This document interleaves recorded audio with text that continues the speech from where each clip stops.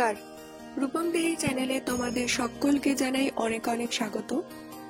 আজকে মা লক্ষ্মীকে যে রূপে শৃঙ্গার করব তার কিছুটা ভিডিও ক্লিপ আমি এই ভিডিওর শুরুতেই তোমাদের দেখিয়ে দিয়েছি। তো চলো এবার একেবারে শুরু থেকে দেখা যাক। আজ কিন্তু দুটো শাড়ি আমি মা লক্ষ্মীকে একসঙ্গে পরাবো।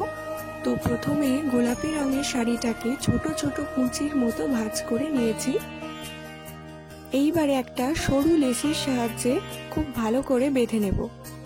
আমি কিন্তু শাড়ির প্রত্যেকটা ভাঁজকে পিন করিনি, তাই একটু সাবধানে বেঁধে নিতে হবে, না হলে শাড়ির ভাঁজগুলো এলোমেলো হয়ে যেতে পারে।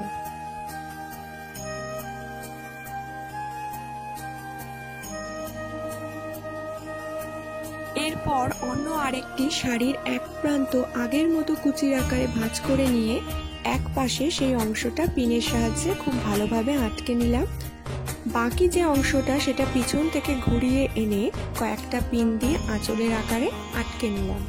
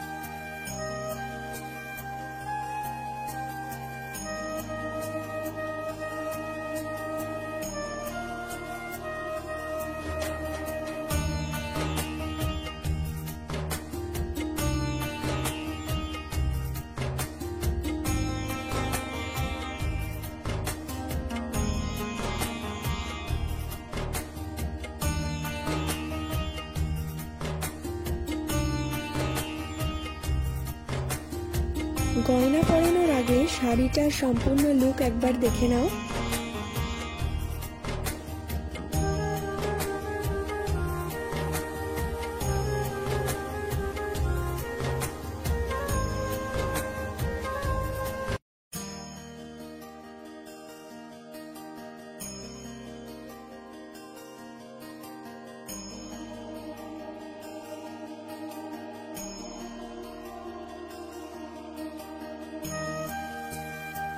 এখন এই আগে থেকে তৈরি করে রাখা খোপাটা আমি মা লক্ষ্মীকে পরিয়ে দিলাম।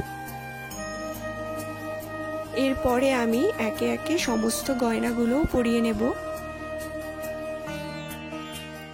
তোমরা অনেকেই গয়নাগুলোর ব্যাপারে আমার কাছে জানতে চেয়েছো।